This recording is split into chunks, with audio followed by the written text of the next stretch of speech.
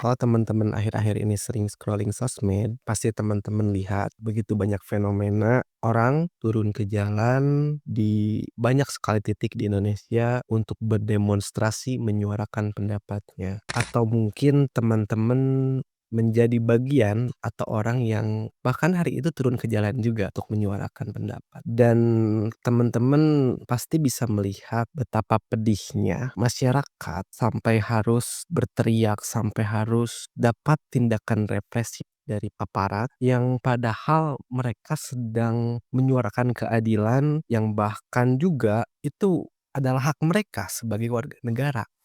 Namun ada juga fenomena lain daripada itu, mungkin teman-teman bisa lihat adanya perusakan fasilitas umum, bahkan penjarahan atau bentrokan antara masyarakat dengan aparat.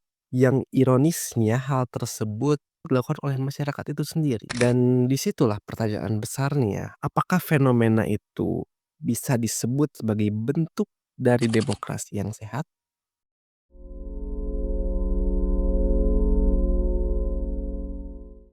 Tapi teman-teman, sebelum kita membahas lebih dalam terkait hal ini, kita disclaimer terlebih dahulu bahwa konten ini bukan untuk menyudutkan siapapun, bukan untuk membela pemerintah, atau bukan juga untuk membenarkan masyarakat atau menyalahkan masyarakat sekalipun. Yang gue lakuin di sini cuma mencoba lihat fenomena ini dari berbagai sudut pandang yang nantinya apa yang gue sampein murni berasal dari analisis dan juga opini pribadi gue yang tentunya masih banyak kekurangan. Makanya kalau menurut kalian itu kurang tepat atau menurut kalian ada hal yang perlu dilurusin, silahkan tulis di kolom komentar. Buat gue diskusi jauh lebih penting daripada sekedar tentuin siapa yang benar atau salah.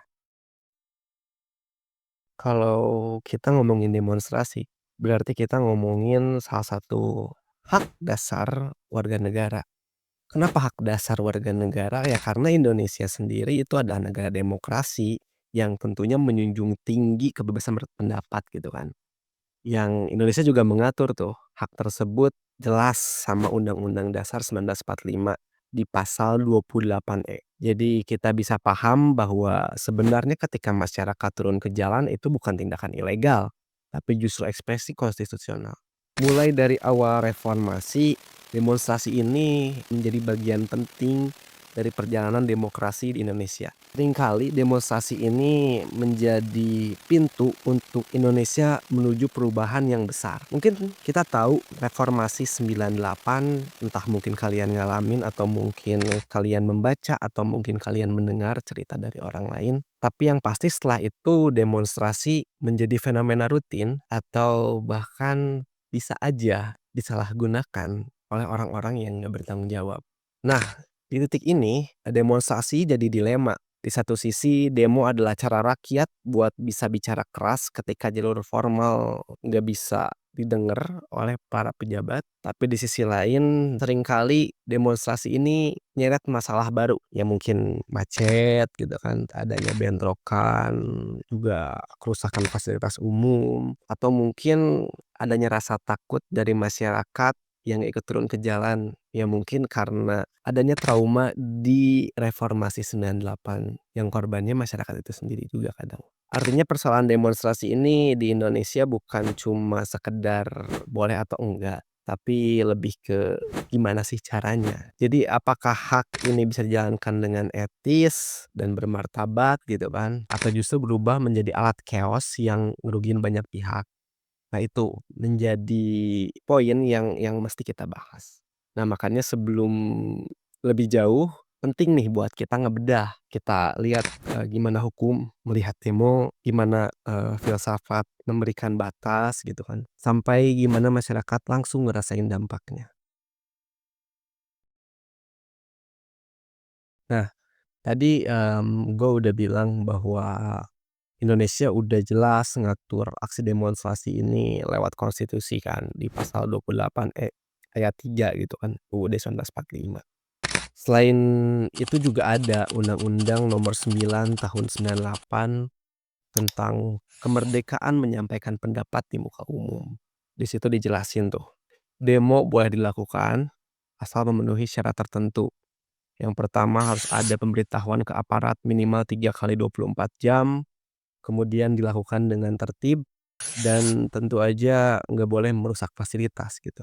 Nah, masalahnya ini tuh kadang berbeda dengan apa yang ada di lapangan. Di satu sisi, masyarakat ngerasa aparat itu membatasi ruang geraknya. Tapi di sisi lain juga aparat memiliki, dasar hukum buat ngebubarin kalau aksi ini dianggap mengganggu ketertiban atau melanggar aturan yang sudah diatur tadi. Nah, di sini dilema muncul. Tadi kan, rakyat ngerasa suaranya dibungkam gitu, sementara aparat mereka cuma menjalankan aturan. Jadinya ada perbedaan tafsir yang hal tersebut sering bikin benturan terjadi gitu kan. Artinya apa? Dari sisi legal, demonstrasi di Indonesia itu sah dan juga dijamin kan tadi. Tapi selalu ada koridor hukumnya. Dan yang menjadi tantangannya, gimana supaya koridor itu nggak jadi alasan buat membatasi kebebasan dan di saat yang sama masyarakat juga nggak semena-mena mengabaikan aturan demi menyuarakan aspirasi. Jadi, masyarakat tetap bisa bersuara, tetap bisa menyalurkan aspirasinya, namun di saat yang sama juga, masyarakat nggak bisa seenaknya gitu kan, nggak bisa mengabaikan aturan demi menyuarakan aspirasi.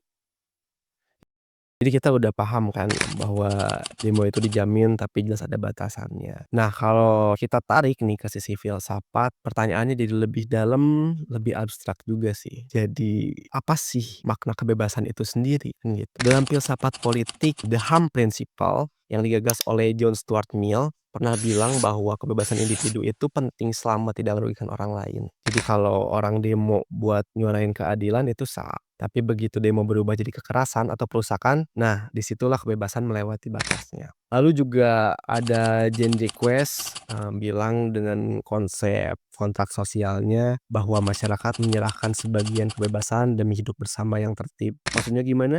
Maksudnya demonstrasi sah sebagai suara rakyat, tapi harus ingat ada kontrak sosial yang menuntut tanggung jawab. Selain itu ada juga dari sisi eksistensialis, Albert Camus dan Sartre bilang bahwa demo bisa dipandang sebagai ekspresi perlawanan, perlawanan manusia terhadap absurditas dan ketidakadilan. Dalam logika ini, demo jadi panggilan moral, artinya ya kalau kita diem berarti kita mengkhianati keberadaan kita sendiri, begitu katanya. Dan ada lagi selain itu dari Hannah Arendt ngasih perspektif lain tentang kekuasaan. Menurut dia, kekuasaan lahir dari tindakan bersama di ruang publik. Jadi ketika orang berkumpul dalam demo, sebenarnya mereka lagi menciptakan kekuatan politik yang baru. Tapi Arendt juga bilang bahwa kekuasaan itu rapuh kalau berubah jadi kekerasan. Nah, di titik ini jadi dilema lagi nih. Apakah demo itu semata bentuk kebebasan atau justru tanggung jawab moral buat memperbaiki keadaan? Dan gimana kita menilai kebebasan itu berbenturan dengan ketertiban umum? Mungkin kalau yang gue simpulin ya, secara filosofis demonstrasi itu bukan sekedar hak. Jadinya ia itu adalah cerminan pergulatan antara kebebasan individu, tanggung jawab sosial, dan juga moralitas publik. Ini selalu ada tarik-menarik antara hak untuk bersuara dan juga kewajiban untuk menjaga harmoni. Nah, kalau tadi dari pandangan filsafat yang cenderung agak abstrak ya, mungkin teman-teman bingung. Sekarang kita coba turunin levelnya ke yang lebih praktis gitu kan. Pertanyaannya atau permasalahannya sederhana, gimana sebenarnya demo dijalankan di lapangan? Apakah masih etis kalau tuntutan masyarakat disampaikan dengan cara merusak fasilitas umum?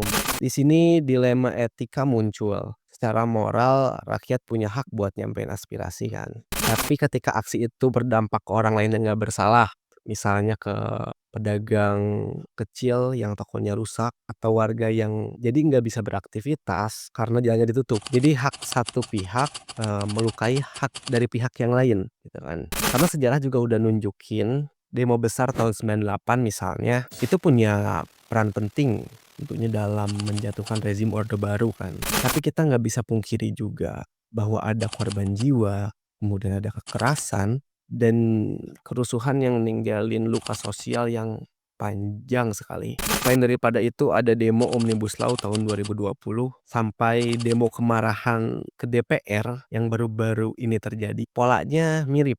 Suara rakyat kuat, tapi akses di lapangan kadang keluar daripada kendali. Kalau dari sudut pandang etika praktis, demo itu kayak pisau bermata dua lah. Satu sisi ini jadi alat kontrol terhadap pemerintahan, di sisi lain juga kalau misal salah dipakai ya, bisa bikin trauma kolektif. Bahkan bisa aja nurunin simpati publik terhadap gerakan itu sendiri. Jadi bikin masyarakat nggak percaya tuh terhadap demonstrasi itu sendiri.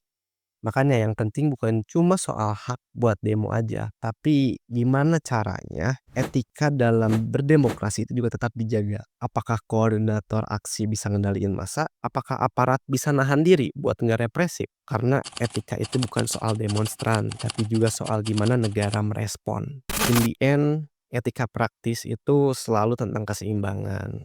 Gimana caranya nuarain kebenaran tanpa bikin luka baru. Juga gimana caranya nuntut perubahan tanpa harus ngorbanin mereka yang enggak salah. Sekarang kita, bandingin mungkin ya dengan negara lain, negara di luar Indonesia, bagaimana demonstrasi itu terjadi. Kalau kita lihat ke luar negeri, praktik demonstrasi nggak selalu berjalan mulus juga.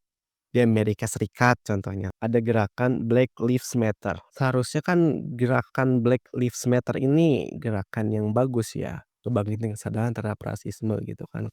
Nah, tapi di beberapa kota gerakan atau aksi ini justru diwarnai kerusuhan, penjarahan, atau bahkan bentrokan gitu kan. Ya kalau kita analisis, problemnya mirip sama kita. Tarik-menarik antara hak kebebasan dan juga ketertiban umum tentunya. Di Eropa juga, khususnya Prancis. Di Prancis itu demo hampir jadi bagian dari budaya politik, mulai dari demo buruh, kenaikan harga, sampai kebijakan pensiun. Itu semua ada aksinya gitu kan. Pemerintah itu biasanya ngasih ruang bebas tuh, ruang yang besar untuk rakyat, bisa bersuara. Tapi tetap ada juga garis batasnya. Kalau udah rusuh, ya pasti langsung ditindak. Bedanya masyarakat di luar sana itu lebih sadar bahwa demo adalah cara menekan kebijakan, bukan sekedar pentas amarah masyarakat itu sendiri. Nah, kalau kita geser ke Asia mungkin ya. Contoh paling kuat itu ada di Hong Kong tahun 2019. Demo di sana, berhasil bikin perhatian global. Tapi di sisi lain, pemerintah nanggepinnya dengan keras banget. Ya akibatnya ruang demokrasi justru makin sempit. Dari perbandingan ini kita bisa lihat satu hal penting setidaknya, bahwa demo selalu jadi medan tarik-menarik antara rakyat dan negara. Bedanya cuma di hasil akhirnya. Ada yang menghasilkan perubahan positif, ya ada juga yang justru berujung pada represi yang makin kuat. Nah, kalau kita turunin ke kasus terbaru mungkin ya, demo besar-besaran kemarin di depan DPR, itu bisa jadi contoh nyata gimana kemarahan publik itu bisa meledak. Tuntutannya jelas, masyarakat kecewa sama kebijakan dan sikap DPR yang dianggap jauh daripada kepentingan rakyat. Fenomena ini ngasih kita dua sisi kontras. Di satu sisi, puluhan ribu orang berkumpul, semangat nyuarain pendapatnya, dan itu jadi wujud nyata hak konstitusional. Tapi di sisi lain juga kita lihat perusahaan fasilitas umum, bentrokan sama aparat, sampai penangkapan massa. Kalau dianalisis ada setidaknya 3 lapisan masalah. Pertama, substansi tuntutan. Itu orang marah karena ngerasa aspirasinya nggak didengar. Aspirasinya didiamkan begitu aja, nggak mereka hiraukan. Nggak tahu, mungkin orang-orang yang hari ini jadi wakil rakyat nggak tahu menyuarakan aspirasi siapa. Coba teman-teman tulis di kolom komentar ya. Yang kedua, demo yang awalnya damai bisa berubah menjadi anarkis karena massa susah dikendalikan. Dan yang ketiga, respon aparat itu sendiri. Apakah mereka memberikan ruang atau justru makin menekan dengan cara yang represif? Dari sisi etika ini, demo kemarin membuka pertanyaan besar.